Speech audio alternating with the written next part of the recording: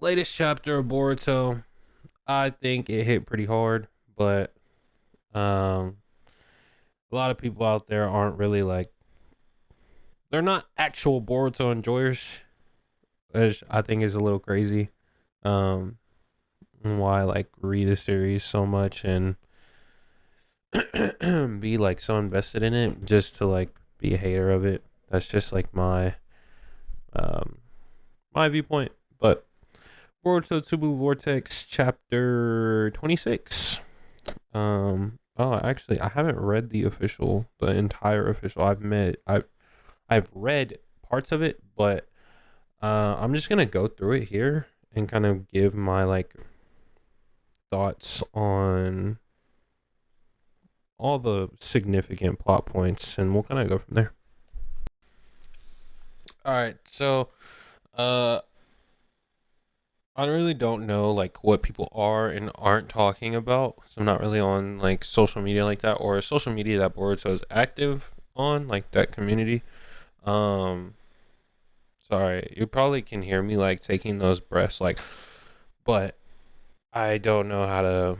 I've twiddled with the mic settings, and this is the best I can get it. So until I get it more fine tuned, I really just hope that you guys put up with it. Thank you so much. But page one, Enojin, I don't know. I've never said his name out loud. He gives Himawari some honey, um, which that in and of itself, I don't really think the actual honey is going to be a major plot point. But this is kind of just our confirmation, like, and I guess we actually get it from him directly on the next page. But just take note of the fact that this dude went out of his way to get um honey that sells out fast that he knew she liked. So he went and bro was probably like outside the store before they opened, got her this honey and gave it to her. This kind of parallels what Hinata did for Naruto, just giving him the ointment. It's not a 1-to-1. Like Kiba probably could have used the ointment after that battle in the exams, but um it's just a parallel in the fact that one, this is Hinata's daughter, but two, like he's offering a gift because of his feelings for her. So I just think it's significant in that. I've also heard that this theory, like, it's more of a theory because the type of honey isn't confirmed, but there's like a honey in Japan or in like or period. I'm not entirely sure, but there's a honey that like in real life is expensive like that, and I think there's like a relation to sunflowers, which Himawari 1+1 = 2. There you go. So that's what I kind of found interesting about that page and like scene specifically.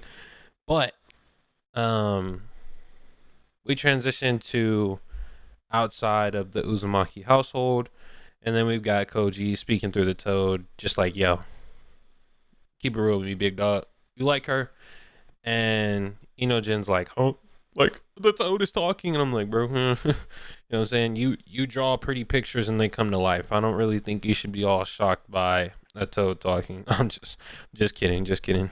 But Koji's like, bro, do you like Himawari? And obviously, this is like manipulation to get him on his side, like Inojin on their side. I think that's pretty obvious, but um, he's manipulating a feeling or thought or notion that's already there. But this is just where Koji, being who he is, like of Jiraiya, but also his own personality, like I think that's where this really comes into play. Like Inojin already knows, and he says it later on. He already knows like how dangerous Jura is. Like, you know, Inojin was almost part of the Donut Club. You know what I mean? Like he knows, he saw it firsthand, right? And he knows that that's no joke. And so Koji's like, hey, you want to protect her? we're trying to do something here. Our interests, they're aligned. Come over to the dark side. Not really the dark side part, but come with us and you'll be able to protect her. And so they reverse summon him with the toad. And I know I know that Ikimoto, he was drawing this and he drew Boruto and he's like, yeah, this is gonna bang. Like, I think the term is overused, but this is an ore farming moment for sure. And this also reminds me of when Sasuke tracked down Itachi to the Uchiha hideout. Or was it an Uchiha hideout? I don't know actually, but it reminds me of when he tracked him down and Itachi's just sitting in the chair. I don't know if the pose is the same. I guess I could pull it up. I know the chapter, but I don't care that much. But nonetheless, I think this is that, like, I also know, like, or let me not say I know, but I also think that there are definitely times where mangaka are drawing, and I'm so sorry. I sound super nasally. I'm sorry. And I know, like, you can hear when I'm like, have to like swallow like water or my spit or something. I'll figure it out. Maybe I need to be further away from the mic so it's not picking that up. But then I don't know if it's picking up my actual voice anymore. So I'll get it figured out. But back to what I was saying. I know, like, or I think, I had to correct myself. I think for sure there are times when mangaka, they're drawing something and they're just like, I gotta draw this specific way for the cool aspect. Like, in reality, what else is Boruto going to be doing in their hideout? Like, yeah, he's probably just going to be sitting there, but the pose, come on now, the pose is pretty fire. So I thought that was cool. Boruto was just like, yo, we'll get you back to your spot.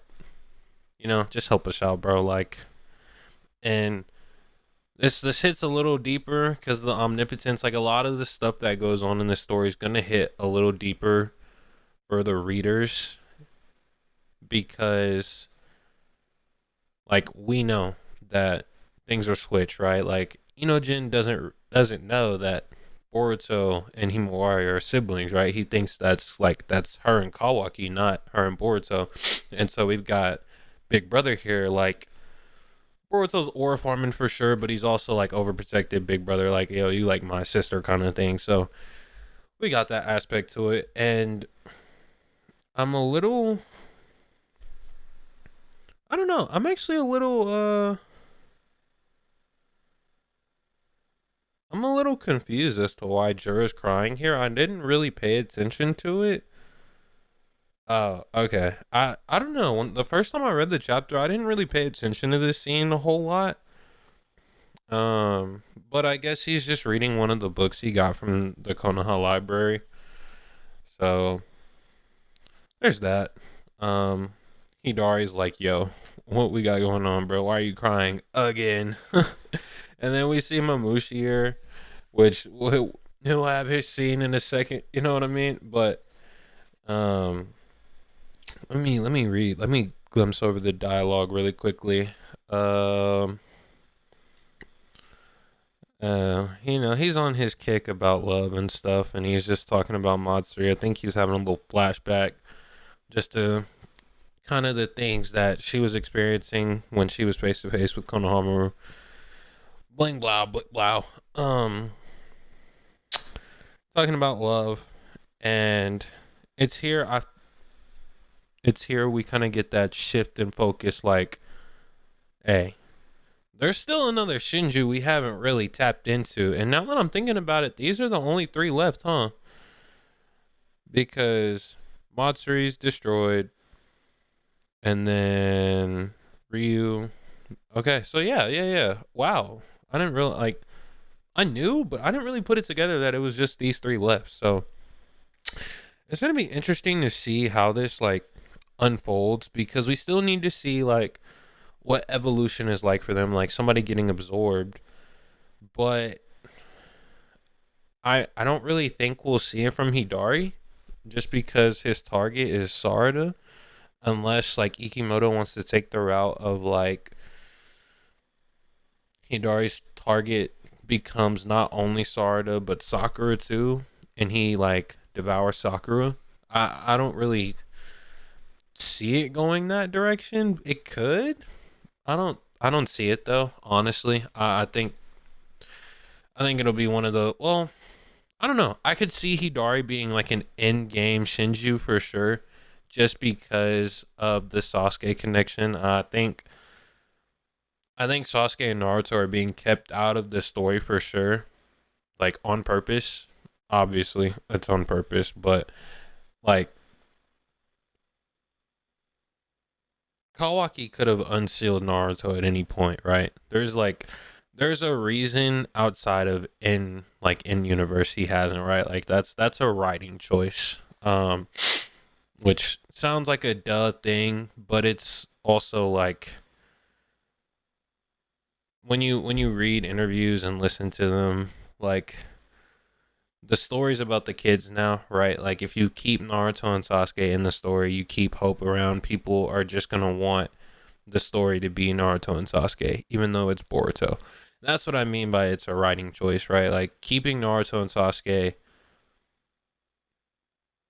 and Sasuke like himself, not Hidari, keeping them out of the story in the fashions that they are is one of the reasons I think that like Hidari will probably be one to evolve, but also I'm not sure because right now his only target is Sarada, and we know they don't have to have just one target, right? Like Matsuri, she was interested in Team 10 and Konohamaru, so we'll see. I think the only other target he could pick up is Sakura, which that would be bold to like kill off an OG character like her. That would be bold because from what we understand so far, like getting devoured is being killed. Like if he devours her to evolve, hold on, now that I'm thinking about this could be a good plot point for like one for Sarda development, but two for Shinju development, but three for like if Sasuke does get brought back into the fold while things are still unfolding, that could be interesting as well. Just depending on if any information carries from the Shinju to the original chakra holder, and we don't really have any indication of that so far. I mean, we haven't seen. Is it Shinki? I can't remember if it's Shinki or Shiki. I think it's Shinki, like with an N. I know it. I probably sounded the same because I'm so nasally, but we haven't really seen him. And then we barely got anything from Moegi when she was unsealed, so we don't really know exactly for sure if there's anything like retained. You would think because they had the same chakra that there's probably like memories buried in there somewhere, but that's to be determined, to be seen, right? Like it's an ongoing story, so we'll kind of see from there. But just imagine like Hidari devours Sakura and then dies to Sarada, right? And then Sasuke comes back and then those memories are there. That's going to do something to Sasuke, like on a mental level. Will it drive him to get stronger? I don't know. That's what kind of what I talked about earlier. Like that's going to be a writing choice, right? Like we can hypothesize on what could happen. Like, yeah, he could get unsealed and start to train, but is Ikimoto going to intentionally keep Sasuke out of the story? Like, no, he's not going to train. He's just going to be a supportive role, stay back, protect the village kind of thing. Like, we'll see. I mean, I could also see, like, Ikimoto throwing Sasuke into a role kind of like the 5 Kage were in Naruto Part 2. Like, it got to a point there where it was really, like, just Naruto over Tsunade, right? Like, Tsunade was acting Hokage, definitely one of the strongest shinobi around, but realistically, like, the story fell into Naruto's hands, right? And even in the war, like, 5 Kage were around, and they took on Madara, but, I mean, we know how that went. Tsunade got split in half. What I'm getting at is, like, they weren't irrelevant. You know, they were able to they were able to have feats, but they weren't Naruto, Sasuke, Sakura, Kakashi. Like, they weren't those characters, but they were still like more important than 99% of the other shinobi. So I could definitely see Ikimoto throwing Sasuke into that type of role when he comes back into the story. Naruto, I think Sasuke will be back before Naruto just because of the fact that Naruto is up to Kawaki, essentially, right? Like, Boruto's gonna have to beat that out of him, essentially, right? Like, versus Sasuke, anybody can free Sasuke once Hidari's defeated, right? So, we'll kind of have to see from there, I guess.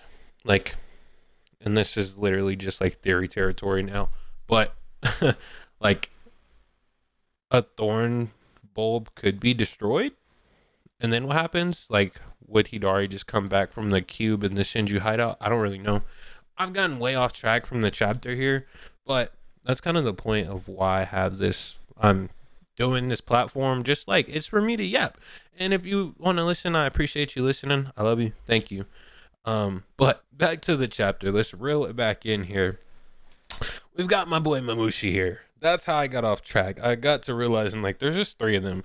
But now that there's 3 of them, we can't really shift the focus to Ryu, who's gone, or to Matsuri, who's gone, right? Like, we've got to, I mean, it could just be a Jura and Hidari thing, but no, like, Bug's there too, or Mamushi, he's there too. And bro's on his Master Roshi timing, you know what I mean? He's over there looking at the Playboy. And we kind of see him, and he starts to get the dialogue, you know what I'm saying? Bro actually does something. I feel like Mamushi was on his dragon time, and he showed up and he was just glaring every now and then, would drop a sentence or two. But no, Mamushi's like, yo, I get why I chose Ada, right? Like, he's like, I want to devour her. And this is where Mamushi turns into Diddy Mushi. You know what I'm saying? Bro's saying he wants to devour her for control, not just to simply consume her. He wants to make her superior DNA his. And he's on that freak timing for sure. Bro says, I don't care about love. He just thinks that the divine trees need to thrive. And he poses like, what do you think? He poses that to Jura, and Jura's like, that's a different aspect. It might not be a bad way to learn about love. So, Jura's like, Mamushi's basically like, yo, forget your love crap, bro. I'm just trying to evolve. Like, I think that's what we need to do. And Jura's like, I think that's pretty interesting. Like, we need to evolve for sure. But Jura's like, bro, that's secondary, right? Like, you're thinking A or B. I'm thinking like A and B. You know what I mean? Like, to Jura, evolution's definitely on the brain, right? But he's more curious about love. And Jura's like, maybe through evolution we can learn about love. So I think that's an interesting dynamic. I honestly could see these two like clashing, but we'll kind of just have to see, honestly. But then we shift out of the Shinju hideout to Shikamaru, who has been summoned to meet with the elders. Who, don't even get me started, bro. These old farts, I think honestly, I don't like the characters themselves, but I like the aspect of the story they bring because it keeps Boruto grounded in the sense, like, it keeps things political and it keeps that old ninja village mindset around, right? Like, Boruto is about ninjas, bro. I hate when people say, like, I miss when it was about ninjas. It is literally like, bro, what? I think that's one of the dumbest things out there on the internet. But when I say it keeps that old ninja aspect around, I just mean like the times of Hiruzen, right? Because that's what they're from. They're from the third Hokage's era, and the second Hokage, like, it keeps that mindset around, which keeps a different element outside of the Naruto element, the peaceful element, the love element, right? Like, the elders, they're like get your job done, or we're gonna do something about this, right? And that's the same type of timing the daimyo's on too. And honestly, like the nuances of this conversation, I don't really think are the most important thing yet. Um, this conversation as a whole, like I'm kind of skipping over Shikamaru and Koji right now, and I'm talking about Shikamaru and the elders and Konohamaru. But I'll go back to Koji in a second. I just think like that conversation in that room about Shikamaru being Hokage, that really boils down to like, yo, we don't like the fact that you haven't caught Boruto, and on top of that, he is like popping his nose in our business, helping quote unquote with these Shinju, and it might be a revenge plot, right? So if you can't figure it out, you're done. You're out. You're gone, right? Like, in terms of every single speech bubble said, I don't really know if this scene is one of those things where, you know, like this bubble might have a deeper meaning. I think this conversation is like pretty straightforward. If I'm wrong, which I don't know, I could very well be wrong. Point it out to me, but I just don't really. It's very surface level, right? Like what you see is what you get, is what I'm getting at with this conversation. But I want to bring it back to Koji for a second, because Koji, if you haven't learned by now, Koji, what he says is it's surface level, but it's not, right? There's always a deeper meaning to what he's saying. It's more, I feel like it's more about just when is that deeper meaning going to come out, right? So he basically is like, you know, I'm reaching out to you. We can't be tracked. And Koji knows what's going on right now. Like he has 10 directions, right? Or I think the official calls it pre-science, whatever. Basically Koji is just like, it would be a problem for me if you're not Hokage, which tells us two things. One, there is a path where Shikamaru is removed, right? Clearly, right? There's a path that he saw that happens, because he wouldn't know that it's a problem that Shikamaru, he wouldn't know what he just said if there isn't a path for that to happen, right? Like he says, it's a problem for me if you're not Hokage. He wouldn't know that if he hadn't seen that, right? So that tells us one thing. The second thing that tells us is that whoever would replace Shikamaru, which honestly, I think things are going Shikamaru's way, as we'll see in a second. But I do think, I don't want to say he'll be replaced, but I think someone else is about to step in the picture, and their authority can challenge his while he's still Hokage. But we'll get to that in a second. So basically he's just telling him like, yo, you need to be very careful about about this meeting you're going into, because it is a possibility you come out of there not Hokage. And Shikamaru, I really hate that the Viz like official does this, but this is just like, I don't know, you call it nitpicky, whatever, but we all know Shikamaru is like, it's what a drag. They do what a bother. Or when Sarada and Sakura do the cha, they do, oh yeah, like I hate that. Bruh, I could have a whole episode about translations and the importance of like what happens when you water them down, whatever. It strips the characters of their identity. I hate it. Okay, whatever. Shikamaru, he goes in, and this is kind of what I was talking about, like the aid to the daimyos there, basically on time, and like Hokage. And it's very interesting, they're calling him intern Hokage now, which if you go back to the start of Two Blue Vortex, they were asking him to officially like assume the title of Hokage, because it had been 3 years. So you see the frustration with Shikamaru with people in positions of power. You see where that's starting to like build. So that's good there. Excuse me. Let's see. Like I said, I'm kind of glazing over this conversation just to kind of make sure that what I said, like, I actually feel accurate about that. But um, yeah, the conversation really does just shift into like Boruto and Konohamaru. I like he's starting to have some sense, right? You can see that.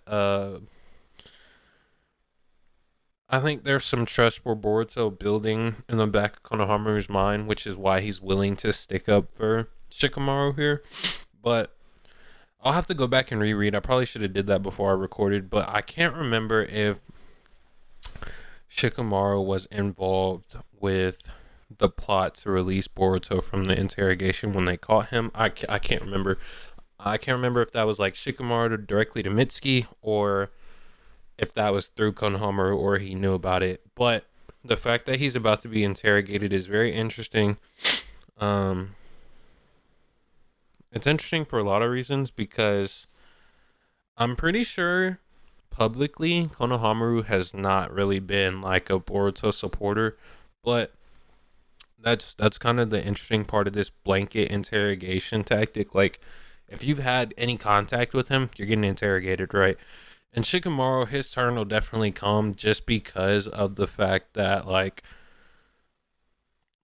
it's a blanket tactic, right? Anybody that's like had interaction with him, but I can't see that not developing into like, okay, Mitsuki's had contact, Konohamaru's had contact, and they've had contact with Shikamaru on like such a delicate matter. So I think I think Shikamaru will get brought into that for sure. But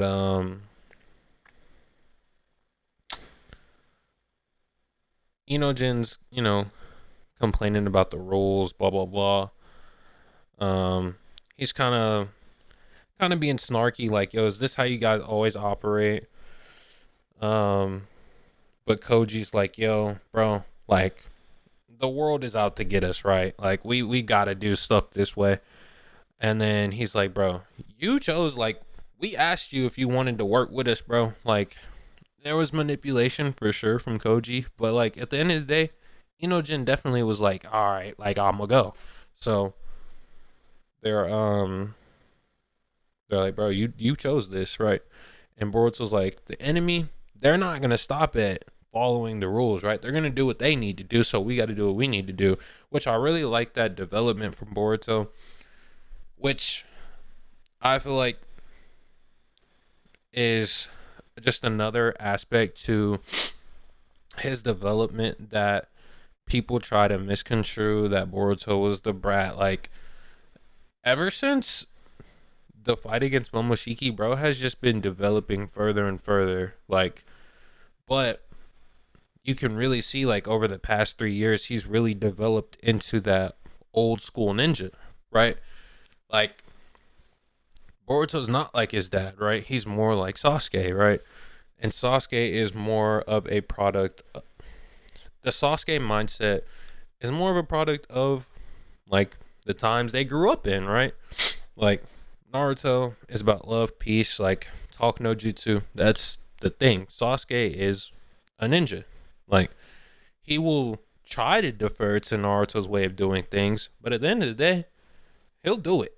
Whatever needs to be done, he'll do it. And you can see that mentality has very clearly rubbed off on Boruto, more so after he got separated from Sasuke. And I think being with Koji for the past, I think it's been 2 years. Um, yeah, the past 2 years. Like, I don't think Sasuke was the same Uncle Sasuke to Boruto that he was in part one of Boruto and Boruto next generations. But it was probably more loving than it was with Koji, you know. So I think Boruto has been toughened up a little bit, hardened, right? But here's where we get um hold on. I'm rereading this bubble. Yeah, but it's kind of like I said earlier. Earlier Boruto's just saying we don't really have the luxury of being able to operate within the lines like you want us to, right? Like we've got to do what we really need to do, and if that's outside the view of the rules, so be it. And this is what I was saying earlier. Like Inojin's like, yo, I fought Jura too, so I get it. Like I need that power, I need that resolve. So boom, we get a shift. And I mentioned this in a Discord server I'm in. I don't know who to trust with translations, and I haven't gone back and read the original translation I read. So what I'm about to say might not entirely be accurate, but the Koji's like, yo, has it been fixed? Has it been resolved in terms of Momoshiki? You offered him some deal, did you not? And Boruto's like, relax, I'll hold up my end. Like the after that question that Koji poses, the interaction's practically the same. But it's him confronting Boruto about Momoshiki, right? Okay. The original translation I read was more of a vibe of Boruto, you reached out to Momoshiki, didn't you? Like more of a like a I caught you kind of thing. Like you did that, didn't you? Like bro, what? Like what's up? Right? This gives more of the thing of like Koji told him like there is somewhere in their plans it was like yo reach out to Momoshiki, and Boruto almost was reluctant to do it, and he's annoyed by the fact that this is just unfolding like this on top of the sand mission, right? Like Boruto's clearly still irritated about the sand mission, which we'll get into in just a second, but and I could be interpreting this dialogue from Koji wrong, but I really just don't think that the two translations give the same vibe, and I would really like to know which one is the correct vibe. I'm sure it'll that question will be answered in a later chapter, but I just don't really. It's kind of like what I was saying earlier. Like I could really have a whole episode about translations and how it can water down the content that's there. But this is a case where I don't know if the official is right or the leakers or people in the community are right. I'll look into it more depth after this, but and I'll probably discuss it in a follow up. But I don't know that this part of the chapter is really interesting to me because if the notion is the same in the official and the leak, and I'm just like reading it wrong, big whoop. I mean, it's still a big whoop that like Boruto got caught for sure, but it's different. It's a different thing if it's part of their plan, right? So, but Boruto, he kind of snaps at Koji, and Koji's like, "Bro, you didn't answer my question. Like, this attitude is kind of annoying, big dog." And Boruto's like, "Right back at you, bro." You know what I'm saying? Like, you've been hiding stuff from me ever since we like really got active in our operations recently, and Inojin like he feels the tension in the room, like it's probably radiating. Like I honestly imagine this is one of those scenes like what's a good one? Okay, this isn't a one to one by any means, but this gives me the vibe of like when Orochimaru, I don't know why I said it like the first time. Orochimaru brought back the four Kage, and Toby Rama was kind of like snapping, and Hashirama like they both released their aura at the same time, and everybody else in the room is just like and it's not a one to one by any means, but it's like that tension in the air. I can kind of imagine a similar vibe like that Inojin is picking up, and yeah, I just think that's pretty interesting. Um, but Koji, he's maintaining like, yo, I did what I did because it was the most likely path for Sarada to get that Mangekyo. So, hate me if you want. I'm doing what is going to get us to our goal. And Boruto's like, whatever. This is a waste of time. Let's move on. And then Koji's like, oh, before Boruto's like, let's move on. Koji's like, bro, you got anything else you want to whine about? And Boruto's like, whatever, bro.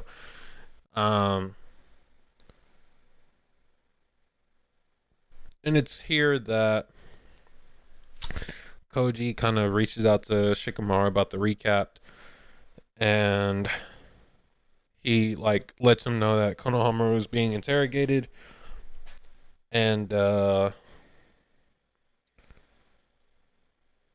again, Koji drops that the battle will go better with you as Hokage, which I'm gonna double down on what I said earlier.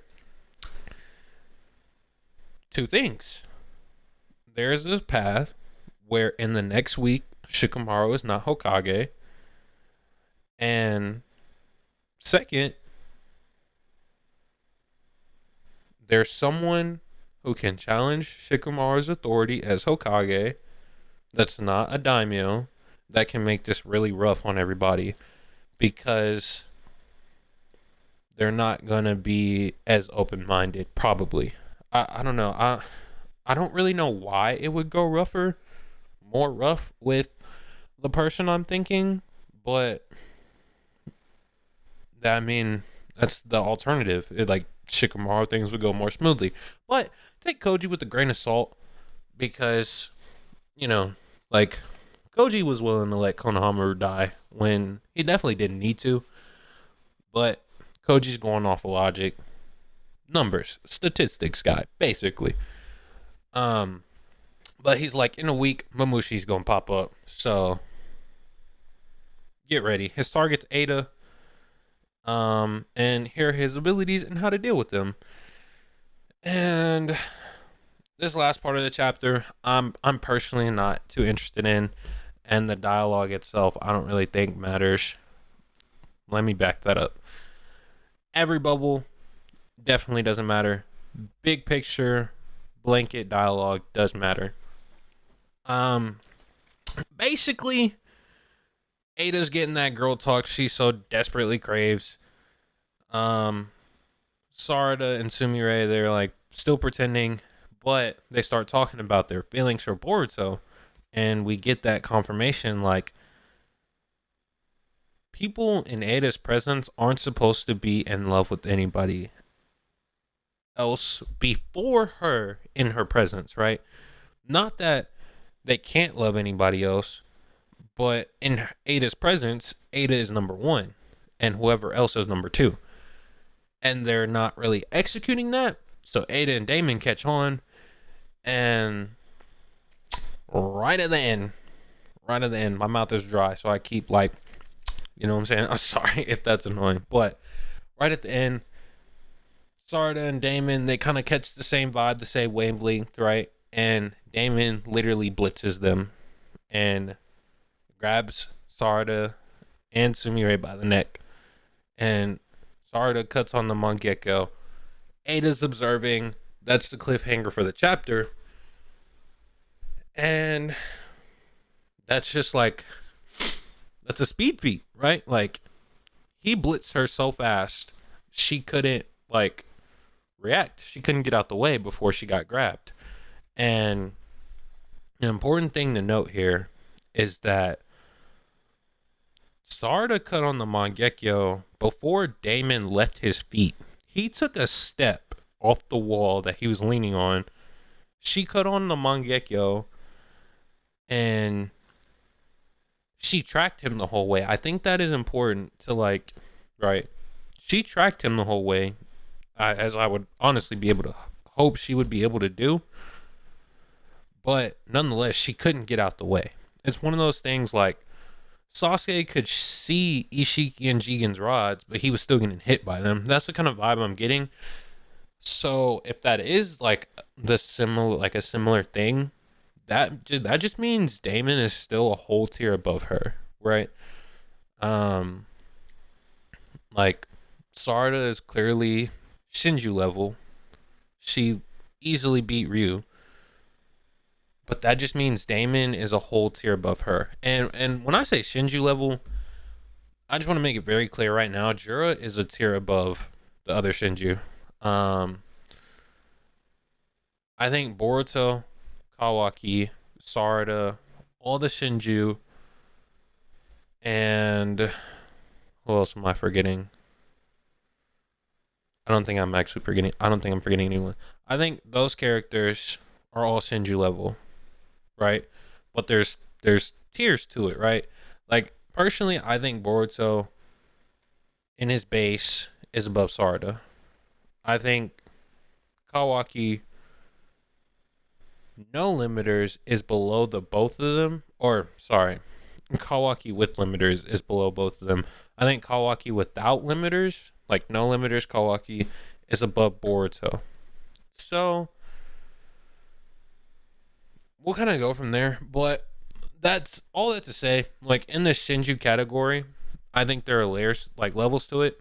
Um, Obviously, some of the Shinju are going to be stronger than the others, but by extension, we pretty much know like Ryu is below everybody I just mentioned, because he's below Sarada. Matsuri, honestly, I'd say the same thing. Like, yeah, she got snuck by Konohamaru with the Rasengan and her arms were destroyed. But either way, like when Boruto showed up, he destroyed what was left of her pretty handily. So I don't really like. I would put her and Ryu at the same level, like on a tier list. You could, those two are next to each other. You can swap them around, one in front, one behind. Either way, I think that's the same. Hidari, um, I think he's above. I would put him above those two. I would put him above Ryu and Matsuri, but still behind Sarada with Mangekyo. I need to make that very clear. The Sarada, as I'm talking about, is with Mangekyo.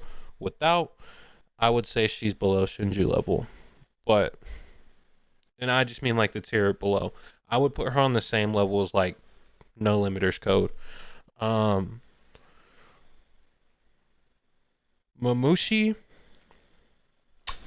I think, okay, two things. I think he's stronger than all other Shinju outside of Jura. I think, and this is just off of vibes right now. There's like I have no evidence to go off of, but I think he could rival Kawaki with no limiters, or even be higher, like to a point where he's like rivaling Jura, but not necessarily stronger. That's thing one. Thing two, I've been saying this for months. Like, I think over a year at this point. I think that Mamushi has.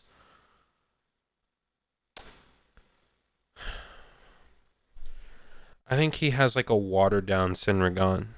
Right?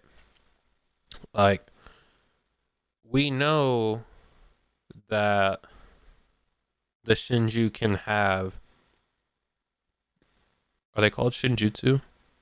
Shinjutsu, right? The abilities like that all the cyborgs have. We know this because when the Shinju first appear, we see Hidari activate his Rinnegan to make a claw mark behind Boruto to try to sneak him.